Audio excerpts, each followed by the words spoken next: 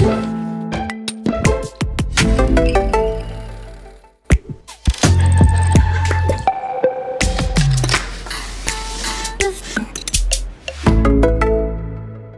petite présentation rapide parce qu'on a 3/4 d'heure, donc l'essentiel c'est je pense, de rentrer dans le concret. Le but de cette table ronde, justement, alors, comme je viens de le dire, c'est rentrer dans le concret du mécénat. Le mécénat, c'est un petit peu le nerf de la guerre pour les acteurs culturels. Donc, on parlera avec Véronique Cotenceau, chargée de mission de la DRAC. Vous vous présenterez à chaque fois, ça sera plus simple. Donc, des fondamentaux du mécénat. Ensuite, nous aurons Mathilde Salvert, qui est créatrice de l'agence de conseil en appellation d'origine culturelle spécialisée dans le mécénat culturel et la création d'événements. Donc là, elle va nous présenter un petit peu ce qui est un nouveau métier dans le mécénat. Et puis, un exemple concret, une plateforme, un outil qui met en contact des entreprises et des acteurs culturels qui peuvent s'entendre justement en matière de mécénat. Donc alors moi je ne me suis pas présenté. Alors cette présentation se fera avec Michel Barthès, qui est président de la Ligue de l'enseignement. C'est ça. Moi-même je suis chargé, je suis correspondant mécénat des chambres de commerce et d'industrie, puisque les chambres de commerce et d'industrie ont signé un partenariat avec le ministère de la Culture pour mettre en place un réseau au niveau national de correspondants mécénat. Notre mission est de prêcher la bonne parole du mécénat auprès des entreprises. Voilà. Je laisse la parole à Véronique. Merci beaucoup Jean-Louis. Donc je suis ravie d'intervenir sur ce sujet, notamment à Thuir.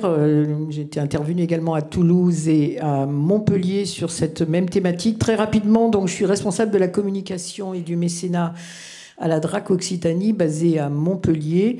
Et pour le mécénat, j'interviens à l'échelle de la grande région, c'est-à-dire que c'est peu vous dire que c'est la taille de l'Autriche, donc la proximité est très compliquée à atteindre sur cette échelle, mais on reste motivé. Donc ma mission, c'est de faire du conseil auprès des porteurs de projets culturels qui recherchent des financements privés. Et ma mission en tant que service public, c'est de les accompagner, non pas de chercher pour eux, mais de les accompagner dans leur démarche de mécénat. Donc une sorte d'intermédiaire entre l'entreprise et le porteur de projet. Voilà. Et par ailleurs, juste pour compléter ma présentation, j'interviens dans différents masters culturels pour prêcher aussi la bonne parole auprès des étudiants qui deviendront probablement, pour la plupart, soit directeurs de salle, soit à la tête d'un théâtre ou dans le patrimoine. Voilà. Donc j'interviens dans 3 masters, Sciences Po à Grenoble, direction artistique de projets culturels, et 2 masters à Montpellier. Voilà. Vous m'entendez toujours? C'est bon, je crois que il y a un petit défaut de son. Redire aussi, compléter ce que vient de dire Jean-Louis Ferrer. En fait, ce qui peut être particulier, vous surprendre, c'est que le ministère de la Culture donc, est à l'initiative d'une loi en 2003 qui a favorisé l'essor du mécénat. Donc c'est l'État qui a pris l'initiative de faire voter cette loi, qui a d'ailleurs été votée à l'unanimité dans les années 2003. Et le ministère de la Culture s'est rapproché en fait des représentants de la société civile que sont les chambres de commerce. Ça, c'est très important parce que en Occitanie, il y en a à peu près une par département depuis la fusion. Et ce sont des ressources considérables puisqu'ils sont les représentants des entreprises. C'est eux qui mesurent le pouls économique d'un territoire et qui connaissent la typologie des entreprises. Donc c'est une ressource pour nous, pour moi, très importante, et pour vous bien sûr également. Deuxième, donc c'est une convention qui a été donc signée avec le ministère de la Culture et donc la DRAC. Deuxième convention, très importante, une autre ressource pour vous, pour nous, ce sont les experts comptables, un petit peu plus facile à comprendre. Il y a des experts comptables du côté des entreprises, du côté des porteurs de projets. Et en fait, l'idée étant d'être aussi conseil dans ce domaine et prescripteur auprès des ressortissants de ces ordres, de ces structures. Troisième convention, un peu plus étonnante, ce sont les notaires. Donc les notaires sont des juristes, ils sont là aussi comme ressources incontournables, notamment pour la rédaction de statuts, pour gérer les contentieux, pour nous aider à communiquer aussi auprès des particuliers. Ça c'est extrêmement important, notamment dans et pas que bien sûr, mais notamment pour les droits de succession. Voilà, il y a des facilités au niveau des dons et voilà, les notaires sont là pour ça. Et enfin, les avocats sont venus rejoindre le cercle des partenaires. Et les avocats sont aussi des juristes, sont aussi là pour gérer, pas au même titre, mais complémentaires des notaires, sur les mêmes questions juridiques. Voilà, donc ce sont des ressources que je vous invite à contacter, parce qu'il y a dans ces conventions, il est noté qu'il faut nommer un correspondant mécénat. Donc voilà, il y a, moi, effectivement, pour l'État, il y a aussi, après, des consultants qui sont des ressources incontournables, aussi à ma gauche, donc la Ligue de l'enseignement, qui font aussi un formidable travail sur la valorisation du mécénat. Donc tout ça, ce sont des ressources. Mais je rentre dans le vif du sujet parce qu'on a très peu de temps et que je suis passionnée par le sujet, donc il faudra me couper, Jean-Louis. Donc très vite, pour vous donner un paysage un petit peu de... Je ne veux pas vous abreuver de chiffres, simplement un chiffre qu'il faut prendre en compte. Quand j'ai pris le dossier mécénat en 2010, le mécénat ne mobilisait que 360 millions d'euros en France. Tout confondu. Pour dire que depuis 15 ans que la loi existe, que les journalistes s'en sont emparés, que les consultants sont là pour aussi faire avancer les choses, notre partenariat, de plus en plus, on fait un recours, on fait appel au mécénat et nous arrivons à 3,5 milliards à ce jour. Les études sont faites tous les 2 ans, donc voilà, il faut prendre des précautions, mais c'est juste des tendances que je voulais vous dire pour dire que ça progresse. Et que ce n'est pas l'apanage des grandes entreprises, le mécénat touche évidemment les TPE et les PME, puisqu'on additionne les 62 et les 34 des TPE-PME, on arrive à 96% d'entreprises mécènes au niveau des très petites et moyennes entreprises. L'essentiel est qu'elles s'additionnent pour faire soit des clubs d'entreprise, soit des fonds de dotation, soit des fondations pour être plus forts ensemble. Voilà, l'idée c'est ça. Et ce qui m'intéresse de vous dire, c'est qu'il n'y a pas que le mécénat en numéraire, c'est-à-dire de l'argent. On peut faire un don, effectivement, en argent, c'est souhaité, mais qu'il y a quelque chose qu'il va falloir développer, et ça prend forme, c'est le mécénat de compétences, c'est-à-dire qu'une entreprise peut offrir son savoir-faire, et c'est extrêmement valorisant pour elle. Elle peut faire don de son savoir-faire, ou aussi, par exemple, un mécénat en nature. On pourra rentrer dans le détail si vous le souhaitez, mais c'était ce que je voulais vous dire à travers ces slides. Très rapidement, les enjeux du mécénat, on l'a dit, je ne reviens pas dessus, les partenariats du ministère de la Culture. Voilà, donc les enjeux extrêmement importants pour vous dans le territoire, la TUIR, ou à l'échelle d'un département ou d'une région, c'est évidemment le dynamisme culturel et l'attractivité du territoire qu'il faut prendre en compte. Il y a des choses qui se passent sur un territoire. C'est vrai que les entreprises vont venir et elles vont venir aussi sur des projets culturels. Donc l'attractivité est un enjeu essentiel. La rencontre qu'il faut soigner entre l'entreprise et le porteur de projet, c'est un enrichissement mutuel, non seulement l'image à l'extérieur pour l'entreprise, mais pas que. Il faut vraiment qu'en interne, les entreprises fassent l'effort aussi d'associer le personnel. Et c'est vraiment gagner à travers le message, je pense qu'on peut aussi gagner en public. Gagner en échange. C'est pour ça que je dis que le véritable enjeu, et pour que ce soit un succès, il faut associer des deux côtés les collaborateurs de l'entreprise, que ce ne soit pas que le coup de cœur du chef d'entreprise. Et pareil pour les porteurs de projets, il ne faut pas que ce soit uniquement le directeur d'une scène nationale ou d'une fondation, ou d'une structure en patrimoine, peu importe. Il faut associer vraiment l'ensemble du personnel et c'est un bon vecteur. La culture, on ne le redira jamais assez, c'est un pan entier de l'économie. Jean-Louis me contredira pas, la culture, ce n'est pas que du luxe.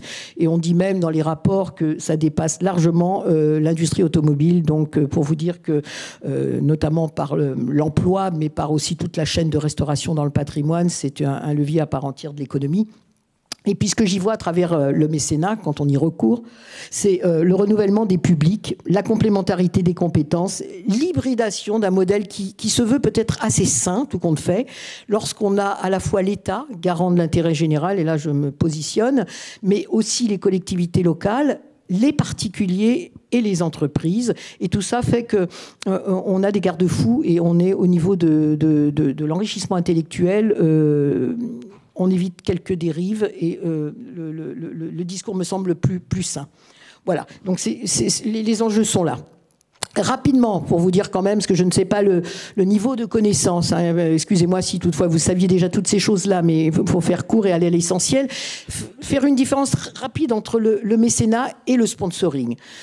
Moi, je prêche plutôt pour le mécénat. J'y vois une idéologie beaucoup plus intéressante, une pérennisation des partenariats.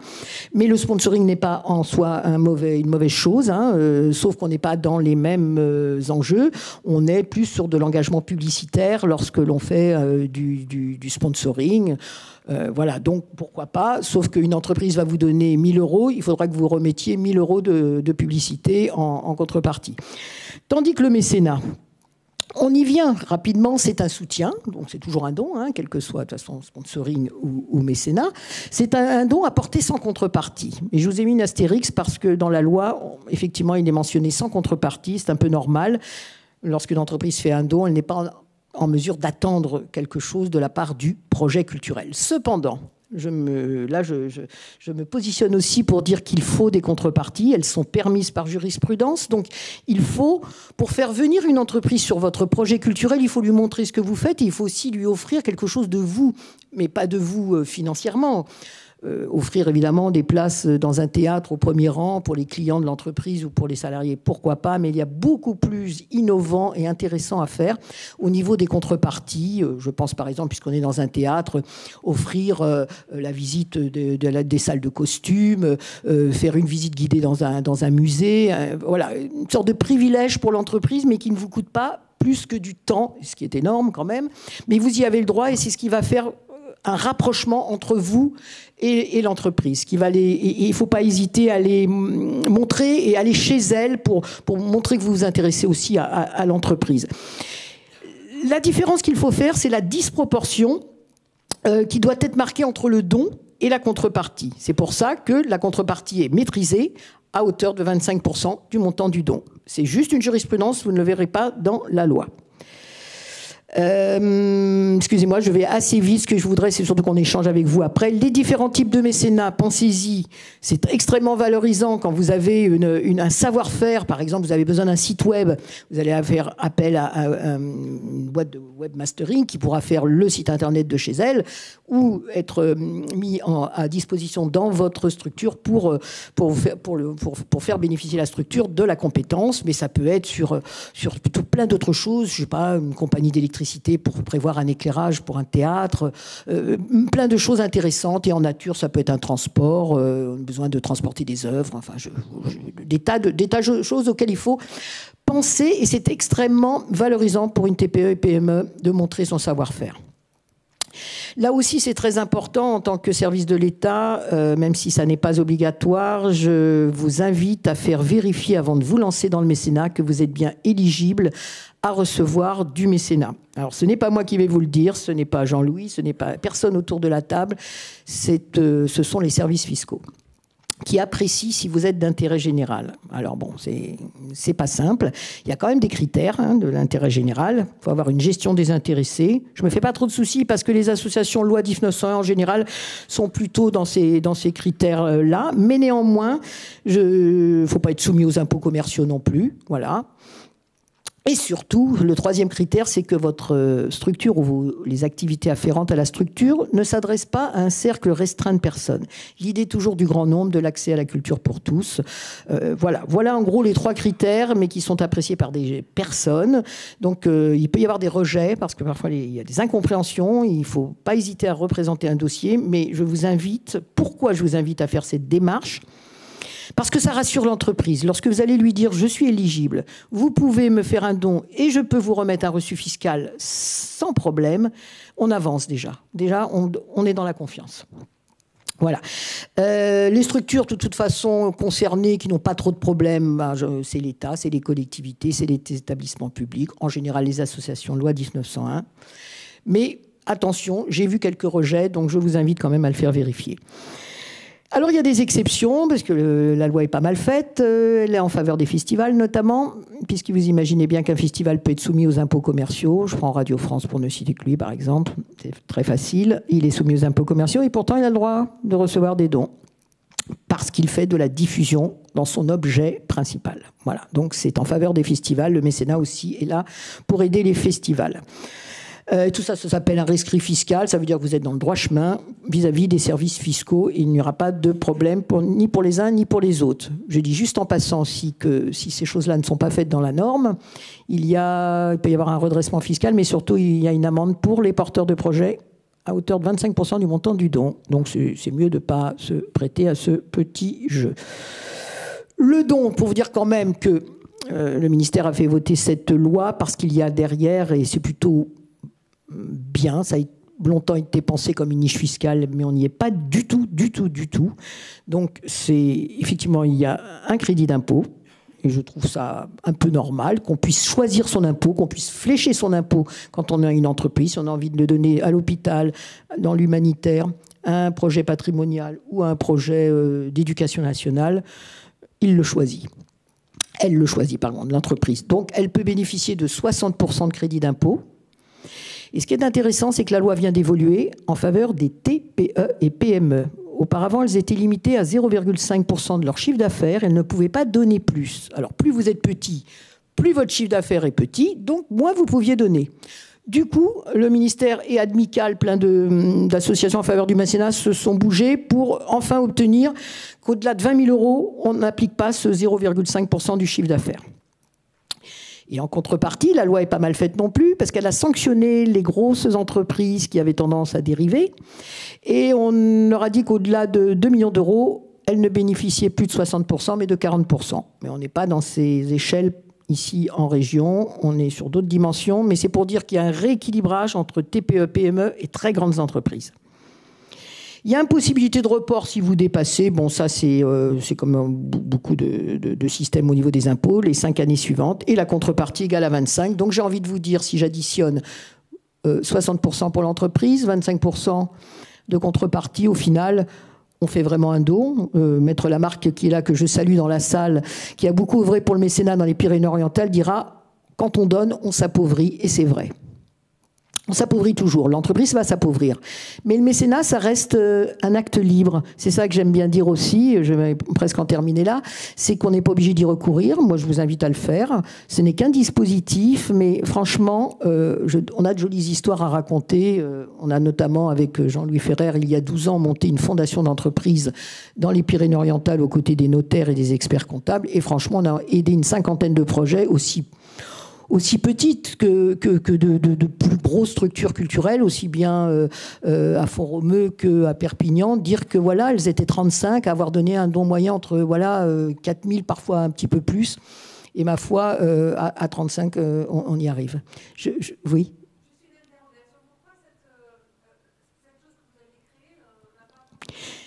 Vous savez, l'argent, ce sont les entreprises qui la détenaient. Elles ne voulaient plus continuer. Elles voulaient vivre de leurs propres ailes, j'ai envie de dire. Elles étaient hébergées. Le siège était à la CCI.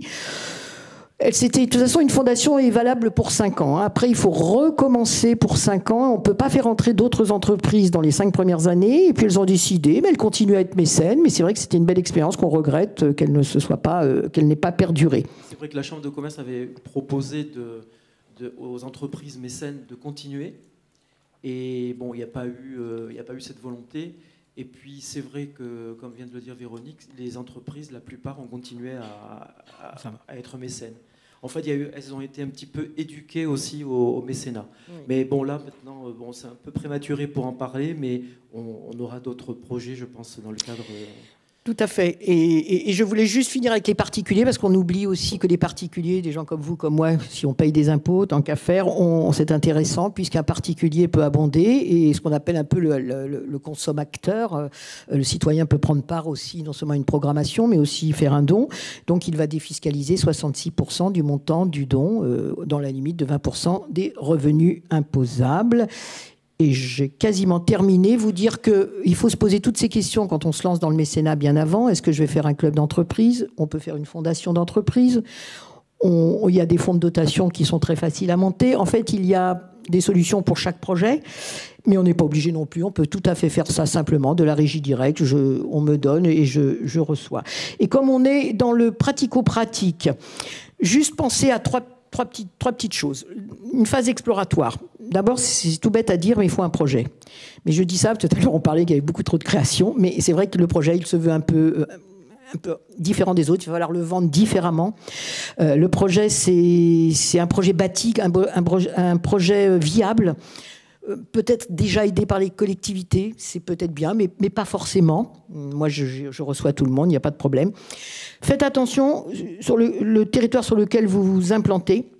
C'est extrêmement important, c'est là où il faut se rapprocher des uns et des autres. On n'est pas dans le Pas-de-Calais comme on est à Thuir ou à Perpignan ou à Montpellier, donc les micro-territoires, les quartiers aussi veulent dire quelque chose au niveau de l'identité d'un territoire, économiquement parlant. Les différents moyens, il va falloir y penser pour collecter ce mécénat. Voilà comment je m'y prends. Réaliser un état des lieux du mécénat, peut-être même avant. Et clarifier l'impact de la hiérarchie, c'est ce que je vous disais tout à l'heure, et impliquer les collaborateurs, c'est extrêmement important. Deuxième chose, développer un argumentaire. Parce que vous ne vous adressez pas à l'État comme on s'adresse à une entreprise ou à un particulier. Il va falloir trouver des arguments, il y en a plein. Moi, je serai à votre écoute dans le futur si vous le souhaitez. Et surtout, identifier les besoins, les priorités dans votre projet. Quelle est la chose dont vous avez le plus besoin? Il y a certainement des étapes à franchir. De l'argent, oui, on en veut tous, mais pourquoi faire? Donc, si vous allez voir une entreprise, il faut qu'elle se sente concernée par ce que vous faites. Donc, il y a plusieurs types de soutien possibles, mais la priorité aussi. Établir une grille de contrepartie, c'est une piste. Voilà, tiens, moi, je donnerais ça. Si on me donne ça, je vais donner... voilà, donc réfléchissez à des contreparties innovantes. Et je n'ai pas encore parlé d'éthique, ce qui me surprend de ne pas avoir commencé par ça, mais vous l'avez compris. Il faudrait écrire des chartes éthiques. D'ailleurs, la Fondation en avait écrit une, du côté de l'entreprise comme du côté des porteurs de projets, pour éviter, et ça n'a pas de valeur plus que ça, mais ça pose les choses. Et réaliser un rétro-planning. Cibler les entreprises, comment? En faisant peut-être de la veille média, en s'abonnant, je ne sais pas, des magazines, en allant dans des forums, voilà. Enfin, il n'y a pas de secret, mais voilà, faut utiliser les réseaux dans sa famille, dans ses amis, dans son public. Il y a certainement un mécène qui s'ignore, j'en suis persuadée. On prépare la rencontre, on essaye de déclencher. Ça, c'est pas forcément très simple, et surtout concevoir une plaquette. Non pas de votre projet, mais une plaquette de recherche de mécénat. Il faut bien qu'on affiche les choses pour pouvoir la laisser à l'entreprise. Et j'ai terminé avec la petite mallette du parfait porteur de projet ou mécène. Pensez donc au rescrit fiscal, au reçu fiscal que vous remettrez, c'est un CERFA, la convention, donc la plaquette, la charte éthique, et surtout communiquer sur ce que vous faites. Et je dis toujours que j'ai terminé, mais là c'est vraiment terminé. Toutes les ressources que vous pouvez... il y en a plein d'autres, hein, j'ai fait court. Le ministère de la Culture, bien sûr, avec sa mission mécénat. On vous donnera... les conventions viennent d'être renouvelées pour 5 ans, en janvier, avec le ministère de la Culture. On attend les référents mécénat. Le seul qu'on connaisse à l'échelle de l'Occitanie, c'est Jean-Louis Ferrer pour la Chambre de commerce des Pyrénées-Orientales. Après, au niveau des barreaux, des notaires et des experts comptables, je ne les connais pas. Ça change souvent, c'est bien ça la difficulté. La DRAC Occitanie, bien sûr. Vous pouvez me voir, moi je suis basée à Montpellier. Amical, qu'on n'oublie pas, qui a vraiment fait un fabuleux travail de valorisation dans les années 80, mais qui continue à le faire et qui ont des formations extrêmement pointues.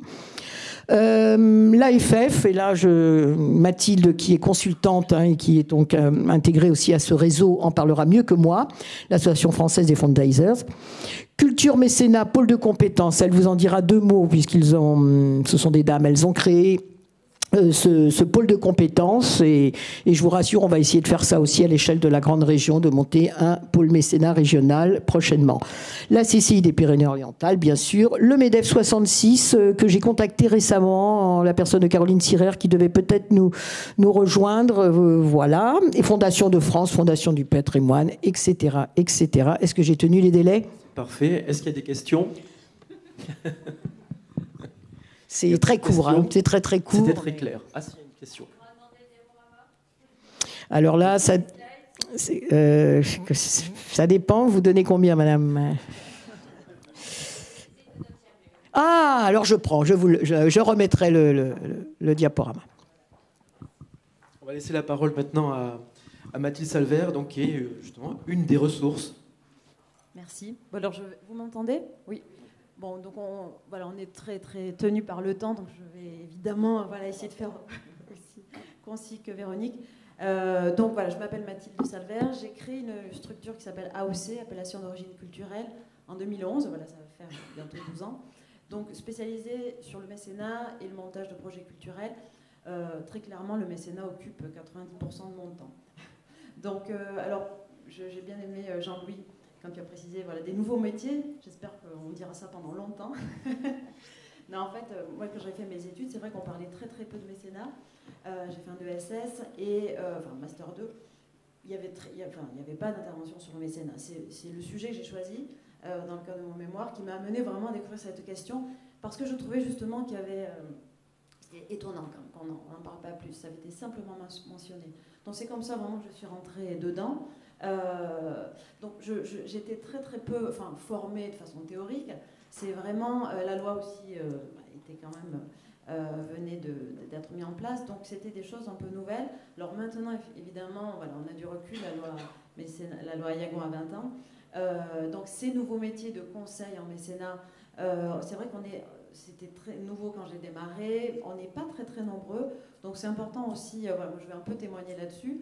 Alors très concrètement, je me partage j'accompagne 3-4 structures. Après, je fais des accompagnements plus courts, mais j'accompagne depuis une dizaine d'années la scène nationale d'Albi, vraiment sur ces questions de mécénat. Le théâtre à Toulouse, le théâtre Sorano, une scène nationale en région parisienne, et j'accompagne de ce côté-ci, un peu plus au nord, le pôle national du cirque, la verrerie d'Alès, et ensuite des missions un peu plus courtes, au gré un petit peu des demandes. Mais souvent, quand je démarre, il ne se passait rien au niveau du mécénat. Donc, c'est ça qui est important quand même à rappeler, c'est une sacrée aventure, une belle aventure. Véronique a bien précisé le cadre. En fait, il n'y a pas trop de secrets. Il y a vraiment une méthodologie importante à avoir. Donc c'est vrai qu'on a rappelé, moi je me suis énormément aussi servi et j'ai participé dans le cadre de l'AFF, l'Association française des fundraisers, qui regroupe vraiment toutes les... on est sur tout secteur, mais toutes les personnes concernées par la recherche, la levée de fonds. Et au mois de novembre, il y a une conférence sur la culture. Donc c'est très intéressant. Moi, je vous invite vraiment à y aller. On peut même ensuite aller puiser les ressources. Donc ça, c'est intéressant en plus de mixer vraiment les regards entre le spectacle vivant, le patrimoine, la lecture. Donc les techniques en fait sont... Oui, alors c'est très bien, pardon. Elle est où cette conférence? Alors elle se passe à Paris, voilà. Mais par contre, il y a des cellules en région. Par exemple, à Toulouse, ça s'appelle le GRAF, c'est le groupe régional de l'AFF. Alors du côté de Montpellier, de Perpignan, je ne pense pas. C'est à faire, de ce côté-là. Mais donc, il y a des rendez-vous. C'est vrai qu'ils essayent vraiment justement d'avoir des interventions en dehors de Paris. Mais en tout cas, ce séminaire sur la culture est intéressant. Et donc, on est nombreux à y participer. Véronique a dit énormément de choses. Moi, je voulais simplement peut-être vous préciser très rapidement sur un exemple, ce que j'ai fait avec la scène nationale d'Albi. Effectivement, les entreprises locales, c'est essentiellement des PME, des TPE, des PME, des professions libérales, grâce justement à la modification de la loi et au fait que le plafond soit autorisé jusqu'à 20 000 €. Ça a permis vraiment de sensibiliser des notaires, au-delà d'être prescripteurs, c'est encore mieux qu'ils soient prescripteurs et acteurs du mécénat, moi j'aime bien, des avocats. Donc ça c'est important. Quand j'ai démarré, il y avait 3 mécènes. 10 ans plus tard, on est à 38 mécènes. Donc voilà, c'est vraiment possible sans connaître. J'avais pas un carnet d'adresses. Donc c'est vraiment de travailler sur les réseaux. C'est très très important vraiment d'affirmer sa recherche, de l'annoncer, même déjà dans ces documents de communication, la plaquette de saison quand c'est du théâtre, voilà, de l'afficher, de travailler en interne pour cela, de travailler vraiment sur les ressources. J'aime beaucoup la formule de Véronique. Voilà, il y a beaucoup de mécènes qui s'ignorent, et donc c'est vraiment important aussi de réfléchir à ça, une fois qu'on a posé vraiment sa stratégie, mais ensuite vraiment de l'affirmer. Et après, au fil du temps, c'est sûr que, alors on ne se comporte pas de la même façon avec 5 mécènes, encore moins avec 10, 15, 20. Donc c'est vrai qu'on peut être très content au démarrage, quand on a les premiers mécènes, on aurait envie de leur offrir plein de places. Bon, heureusement, on a la loi, donc on est effectivement obligé de respecter cette disproportion. Mais c'est vrai que je rejoins Véronique aussi, c'est un conseil que je donne, d'aller vraiment voilà, jusqu'à ces 25%, un tout petit peu en deçà, mais pour remercier, fidéliser. Et ensuite aussi développer le public, ça c'est important. Mais donc une fois qu'on a quand même une masse un petit peu critique de mécènes, c'est important aussi de mettre des outils. Donc moi j'ai créé on a créé avec l'équipe un cercle de mécènes. L'idée c'était vraiment de les réunir au-delà des invitations, et aussi c'est aussi valorisé. Tout ça c'est très important d'avoir vraiment cette grille, mais ensuite de créer vraiment voilà, des temps où les mécènes se rencontrent. Je pense qu'aussi pour faire avancer le mécénat, c'est important que les entreprises qui soient mécènes se rencontrent aussi en tant que mécènes, ne pas avoir peur d'afficher son engagement, sa générosité. Voilà, c'est des sujets qui ne sont pas simples en France, mais et de dire que dans des villes de taille moyenne, voilà, des entreprises peuvent être mécènes d'un théâtre, d'une scène nationale, de plein de choses, de plein de sujets, mais de ne pas s'en cacher. Donc aussi, c'est important d'encourager les entreprises aussi, toujours en respectant cette grille des contreparties, de ne pas dépasser les 25%, mais aussi de témoigner et d'affirmer leur mécénat, leur engagement, parce qu'aussi dans le cadre du recrutement, les entreprises aussi peuvent avoir, enfin c'est des choses sur lesquelles on travaille quand même, sur les raisons pour lesquelles les entreprises s'engagent. Dans le cadre d'un recrutement, ça peut être aussi un levier, parce que ça montre qu'il y a un théâtre, une association, un festival, et donc voilà, possibilité de sortir, etc. Est-ce que je peux te poser une question, Mathilde? Est-ce que tu y vas toute seule voir l'entreprise, ou tu es accompagnée du porteur de projet? Alors ça dépend, franchement ça dépend vraiment. Sur des premiers rendez-vous, alors parfois ça dépend par qui je serai reçue. Sur des premiers rendez-vous, des fois j'essuie un peu les plâtres. Bon, déjà qu'on est reçu quand même, c'est qu'il y a eu un travail au préalable. Si c'est le dirigeant qui reçoit, parce que ça peut être aussi le chargé de communication, ça peut être le DRH. Enfin, j'ai vraiment vu des interlocuteurs très très différents. C'est pas uniquement le dirigeant, même si la structure n'est pas très grande. Donc après, j'essaye d'aller quand même. Enfin, évidemment, c'est vraiment une rencontre. On en a parlé, donc d'y aller avec. C'est toujours l'idéal, c'est d'aller avec le directeur, la directrice de la structure, ou une personne aussi de l'équipe pour encore une fois les engager. S'ils ne viennent pas, je les fais venir aussi les mécènes pour des moments très formels, de signer la convention. C'est symbolique aussi que le mécène vienne. Ça permet aussi de voir la solidité, l'ancrage aussi du mécénat. Bon, voilà, il y aurait plein de choses à dire, mais je pense qu'on va essayer de laisser du temps aussi pour échanger avec vous. Peut-être vous préciser donc sur ce qu'on a fait, ce pôle mécénat, ce pôle culture mécénat. Donc c'est une association je pense qu'on a déposé les statuts il y a très peu de temps, il y a un mois, mais c'est quelque chose qu'on a initié il y a 2 ans, avec plutôt du côté de Toulouse. Au départ, on est des consultants d'eux. C'est vrai qu'on n'a pas exclu les hommes, mais il s'avère que on est un groupe de 6 consultantes. Et on avait envie, d'une part, c'était pendant la période du Covid, de continuer à avoir des échanges. Donc on a proposé, et on continue à proposer tous les mois, un café mécénat, donc café en ligne. On a fait un premier vrai café à Toulouse il y a 2 mois. Donc pour échanger, pour faire connaître aussi ce métier, mettre en rapport les porteurs de projets avec, ensuite, alors avec des entreprises et déjà avec des conseillers, des conseillères pour les aider sur leur démarche. Donc voilà, et c'était important aussi pour nous de parler de ce métier. Alors c'est des choses qu'on fait toutes bénévolement, mais voilà, on consacre du temps aussi sur ce sujet qui nous tient vraiment à cœur. C'est vraiment axé sur le mécénat culturel, mais pas que. On a aussi 2 autres consultants qui sont plutôt sur l'ESS et voilà, des sujets comme ça. Donc je vous invite aussi à aller voir et à prendre un café derrière la toile. Est-ce qu'il y a des questions pour Mathilde ?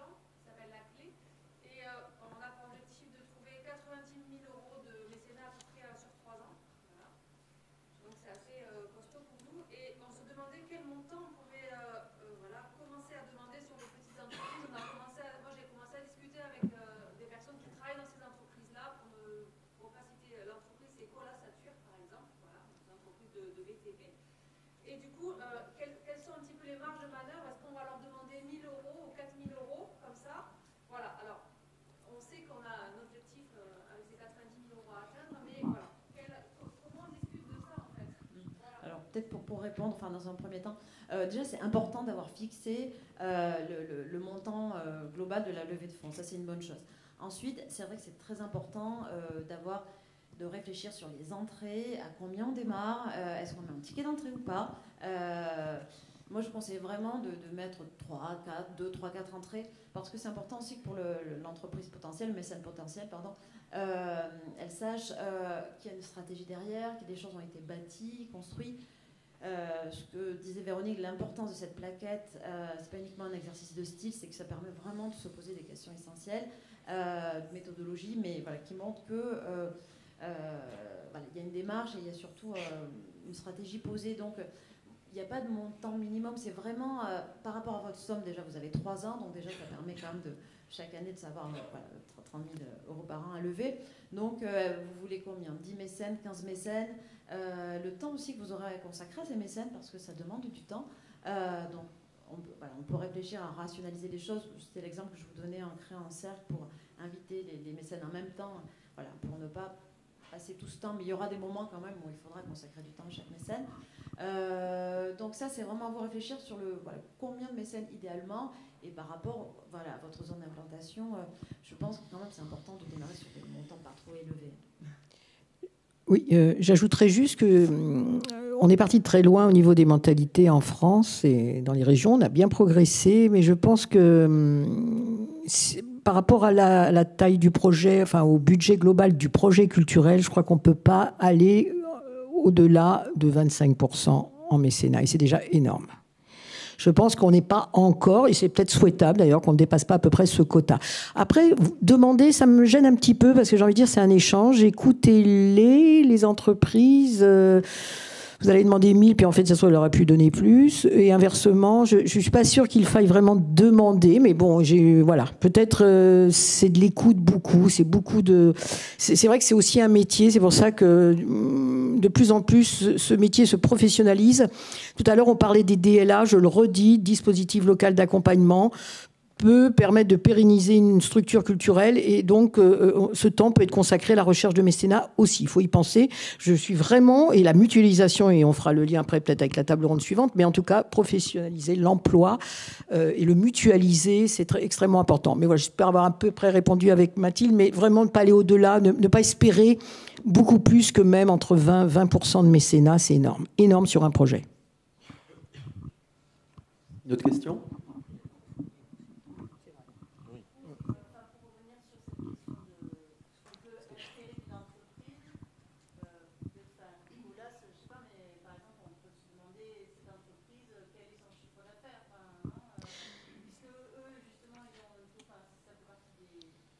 Oui, mais c'est transparent, un chiffre d'affaires. Hein. C'est pour ça que c'est transparent. C'est vrai que si vous le connaissez, mais allez-y en maîtrisant bien la loi, quand même, en faisant attention à ce qu'on dit. C'est vrai que voilà. Alors peut-être pour compléter, oui, effectivement, je rejoins ça. Je pense que, bien sûr, les rendez-vous, évidemment, ça se prépare. ça paraît un petit peu banal de dire ça, mais c'est important si de travailler, c'est pour ça aussi d'aller voir aussi du côté des ressources des CCI. Les chiffres d'affaires sont quand même, on peut trouver l'information très rapidement. Ensuite, c'est important de lire la presse parce qu'il y a des interviews, etc. On peut voir les partenariats déjà, si l'entreprise a déjà fait des partenariats. Donc, ça permet un peu d'avoir une idée de la possibilité de mécénat, en tout cas qu'elle peut faire. Ça, il faut l'avoir vraiment en tête, sans dire, sans y aller frontalement évidemment, mais c'est vraiment des choses importantes pour pouvoir un petit peu se situer. Moi, je recommande aussi des fois de ne pas forcément de dire vous pouvez donner 3 000, 6 000, 9 000, mais des paliers aussi, voilà, sur entre 3 et 6, 6 et 9. Parce que c'est vrai que des fois, heureusement, il y a des très belles surprises, bon, comme des moins bonnes, mais n'empêche, c'est vrai que c'est important de garder cette ouverture d'esprit. Et peut-être aussi, juste, je ne l'ai pas dit, mais c'est dans le mécénat, on est vraiment dans l'art du dialogue, quand même, parce que c'est vraiment dans des discussions où on va parler des valeurs qu'on défend, des valeurs de l'entreprise. Il y a de très très belles rencontres qui naissent. Là-dedans, moi j'aime beaucoup aussi quand c'est l'entreprise qui démarre le mécénat. Souvent aussi, elles peuvent avoir des visions un petit peu ou fausses ou décalées, donc se rassurer mutuellement et évidemment mettre un cadre éthique, c'est encore mieux parce qu'on sait un petit peu plus où on va. C'est vrai qu'arriver dès le départ, c'est important. Moi, je me place au niveau d'une entreprise. Si j'arrive en cours de projet, juste pour abonder au dernier moment, parce qu'il manquait, c'est vraiment très... Je le vivrais très mal. Donc, et puis, ce qu'elle cherche, c'est faire du réseau aussi, échanger, cultiver. Elle cherche aussi à développer de certaines valeurs. Donc, je pense qu'il faut effectivement rentrer dans un réseau. Pour elle, c'est extrêmement important et valorisant. La parole à Michel Barthès. Merci de me donner la parole. Très intéressant de parler en dernier parce qu'il y a des choses que je vais reprendre qui vont me permettre d'illustrer mon propos, mais c'est aussi un peu embêtant parce que le temps est réduit. Donc, Michel Barthès, président de la Ligue de l'enseignement des Pyrénées-Orientales, qui est un mouvement d'éducation populaire qui fédère des associations, qu'elles soient culturelles, sportives scolaires, non scolaires, des associations de solidarité internationale et de proximité. Certains peut-être connaissent la Ligue sous un autre nom, puisqu'avant nous étions la FOL, la Fédération des œuvres laïques, et nous avons changé de nom il y a quelque temps. Donc je disais que les propos très intéressants qui ont été tenus, et je vais en reprendre deux. Le premier, c'est un propos de Jean-Louis qui disait que le financement est le nerf de la guerre du secteur culturel. Je me permets d'ajouter pas que du secteur culturel, je dirais que du secteur associatif. Du secteur associatif dans la Ligue qui fédère des associations dont je viens de vous parler, et bien dans cette problématique-là. Et l'autre propos de Mathilde, qui disait qu'il y a des mécènes qui s'ignorent, je dirais aussi qu'il y a des associations qui ignorent qu'elles méritent et qu'elles peuvent être aidées et soutenues par des associations qui sont intéressées par leurs projets associatifs. Donc la Ligue de l'enseignement a été sollicitée par la Directe d'Occitanie pour créer et animer une plateforme de mécénat d'entreprise. Cette plateforme de mécénat d'entreprise, elle est constituée d'une part, surtout de projets associatifs qui sont développés par les associations, et la mission de la Ligue de l'enseignement va être double mission, à la fois de faire reconnaître aux associations que cette plateforme existe, et ensuite faire reconnaître aux mécènes potentiels que cette plateforme existe et de communiquer autour de ces projets.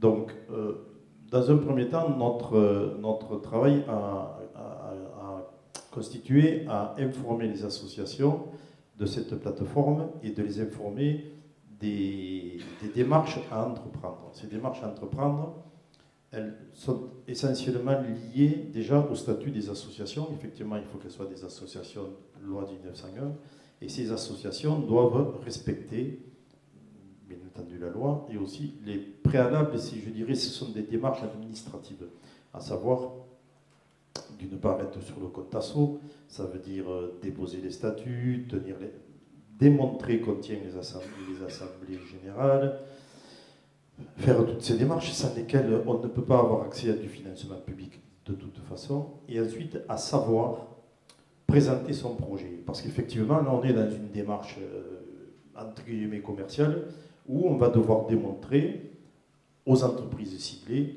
que le projet mérite d'être financé. Donc là, il y a ce travail qui est effectué au sein du CRDVA, qui est le Centre de ressources départementales de la vie associative, pour lequel la Ligue de l'enseignement et l'État met du personnel à disposition. Et notre deuxième démarche va être de faire connaître aux entreprises susceptibles de rentrer dans le mécénat l'existence de cette plateforme et la pertinence des associations qui ont déposé leurs projets. Donc nous avons déjà entrepris une démarche auprès, par exemple, de Saint-Charles, puisqu'il y a de nombreuses associations à Saint-Charles, où nous avons été surpris d'apprendre, enfin, surprise, mais nous avons appris que Saint-Charles déjà a été mécène, mais au niveau de la banque alimentaire, puisque c'est le cœur de leur activité. Et maintenant, nous nous proposons d'aller rencontrer les associations ou les structures qui regroupent les entreprises et DPO. Donc je suis très heureux aujourd'hui de voir Jean-Louis ici, puisque c'était notre intention d'aller rencontrer la CCI, comme notre intention est d'aller rencontrer l'association, je parle pour les Catalans ici, du Polygone Nord, où il y a de nombreuses associations, d'aller rencontrer également des associations qui sont sur le secteur d'Argelès, puisque je sais nous savons qu'il y a un regroupement d'entreprises important. Donc ça va être en quelque sorte nos deux actions principales. D'une part, convaincre les associations de la pertinence de rejoindre cette plateforme et de déposer leurs projets. Mais c'est vrai que c'est un métier aussi de déposer les projets et de faire valoir l'intérêt de soutenir les projets, et ensuite d'aller rencontrer toutes ces structures qui peuvent ou qui sont susceptibles d'aider les associations. Je voudrais aussi partir d'un témoignage. Entre autres activités aussi, je suis président d'une association qui développe des projets de solidarité internationale, et notamment sur le domaine de l'eau, et j'ai été très surpris sans que je ne la sollicite, d'être sollicité par une entreprise, Fluidra pour la citer, qui est dans le domaine de l'eau, c'est le pool Astra, je crois que c'est dans le domaine des piscines, qui m'a dit, écoutez, M. Barthès, l'action que vous menez, et pour lesquelles nous avons vu quelques communications dans des médias, elle nous intéresse, et nous vous faisons don de filtres de traitement de l'eau pour traiter les fluors dans un fourrage. Au début, j'ai cru que c'était une blague, que me faisait un ami, parce que être sollicité comme ça par une entreprise, et je leur ai demandé qu'est-ce qu'ils souhaitaient avoir comme retour, même si je sais que il faut rentrer dans les 25%. Ils m'ont dit, la seule chose qu'on souhaiterait, c'est avoir un peu plus d'informations sur votre projet pour que nous puissions communiquer auprès de nos salariés de l'action que nous avons entreprise en votre direction. Donc, comme quoi, parfois, dans nos associations, nous sommes un petit peu frileux, parce que ce n'est pas notre métier de savoir nous vendre. On est un petit peu dedans, comme ça. Mais il faut que vous sachiez qu'il y a des entreprises, aussi il y a des entreprises qui sont citoyennes, qui ont une fibre humaniste et qui sont prêtes à aider des associations qui sont d'intérêt général, qui vont dans l'intérêt général. Donc, moi, il me reste à vous donner, peut-être on le mettra sur le slide, l'adresse mail de cette plateforme. Alors, même si vous ne pouvez pas noter, mais c'est mécénat-6 association au pluriel 66.org. Donc, je répète, mécénat-6 association au pluriel 66.org. Et le numéro de téléphone de la Ligue, c'est le 0468 08 11 15. 0468, pardon, 08 11 11. Voilà, je suis prêt à répondre. Oui, on doit conclure. Est-ce qu'il y a une question peut-être avant de conclure? Sinon, on se retrouve aussi à déjeuner, on peut en parler. Oui, peut-être. Oui.